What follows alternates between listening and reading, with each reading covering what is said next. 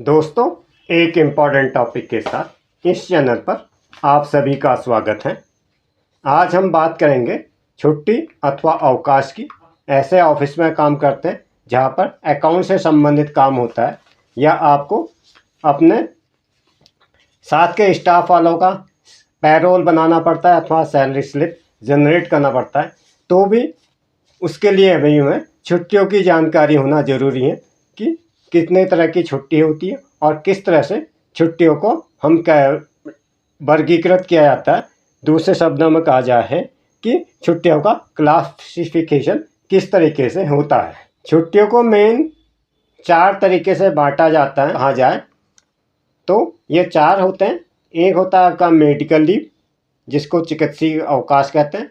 एक होता है कैजुअल लीव, एक होता है अर्न लीव, एक जो है मैटरनिटी लीव प्रेगनेंसी के दौरान महिलाओं को प्रदान किया जाता है। इसके अलावा आपको कितनी छुट्टी मिलती है अथवा कितनी छुट्टी की आपका पैसा कटेगा अथवा नहीं कटेगा, ये बहुत कुछ इस बात पर डिपेंड करता है कि आप जिस संस्थान में काम कर रहे हैं उस संस्थान की बनावट किस तरह से। अगर उस संस्थान में आपका डिपार्टमेंट ऐसा है जहाँ पर लगातार ज़रूरत होती है तो वहाँ पर आपको छुट्टियाँ कम मिलती हैं।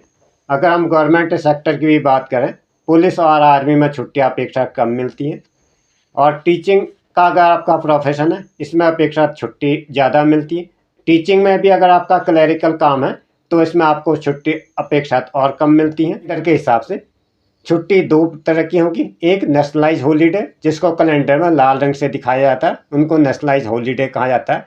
वो ज़्यादातर आपके संडे की होती है। त्योहारों की छुट्टी भी इस आधार पे होती है कि आप किस स्टेट में काम करते हैं। सपोज मैं उत्तराखंड में काम कर रहा हूँ किसी स्कूल में, तो उत्तराखंड के अंतर्गत जितने त्यौहार आएंगे उनकी बनावट अलग होगी। अगर मैं तमिलनाडु अथवा साउथ में काम करता हूँ तो उस वहाँ के त्यौहार फेस्टिवल अलग अलग होते हैं। ज़्यादा जानकारी के लिए मैं आपको बैक कैमरे पे ले चलता हूँ और डॉक्यूमेंट के हिसाब से पूरी तरह से समझाता हूँ। फॉर्मेट आपको दिखा रहा हूँ जो हमारे यहाँ अप्लाई होता है।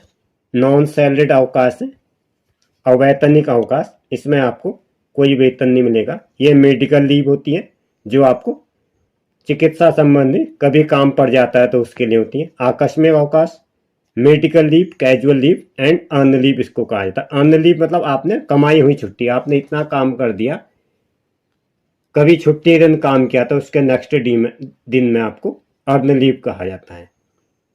इसके अलावा अगर आप फीमेल हैं तो भी आपको 3 अलग अलग तरह की छुट्टियां मिलती हैं, जिनको हम मैटरनिटी लीव कहते हैं, चाइल्ड केयर लीव कहते हैं, एबॉर्शन लीव पर ही हमारा सैलरी स्लिप तैयार होता है। वर्तमान में जितने भी आने वाले अवकाश हैं उनको हम इस तरीके से लिखते हैं। उस आधार पर आपका बैंक का नाम, अकाउंट नंबर, ये आपका, इसको मैं अगले वीडियो में कभी डिस्कस करूँगा। ये आपको सैलरी का कैलकुलेशन किस तरीके से होता है छुट्टी से काट कर। Medical leave, casual leave, earn leave, nationalise leave, maternity leave, child care leave and abortion leave.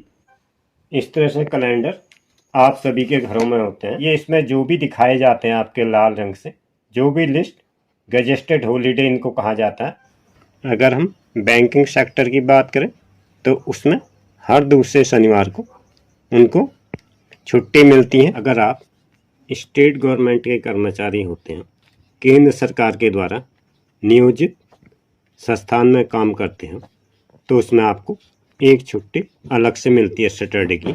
Saturday और संडे छुट्टी होती है।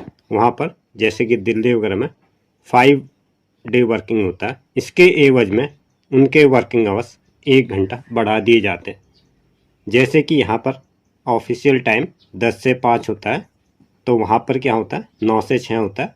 और सैटरडे और संडे को उनका सार्वजनिक अवकाश की तरह होता है। तो इनके अलावा अगर कोई आप अवकाश लेते हैं, सपोज मेरे घर में कोई ट्रेजेडी हो जाती है अथवा कोई ऐसी चीज़ हो जाती है जिसकी वजह से मुझे 10-15 दिन मैं नहीं आ सकता, ये जो है इसमें हमारा अवैतनिक अवकाश कहते हैं इनको, नॉन सैलरीड हॉलीडे। आपने चैनल पर पहली बार विजिट किया तो चैनल को सब्सक्राइब करें, लाइक करें, साथ ही अपने मित्रों के साथ शेयर करें। इसी प्रकार के नॉलेजफुल कंटेंट आपको यहाँ पर मिलते हैं अगले एपिसोड में फिर एक नई जानकारी के साथ।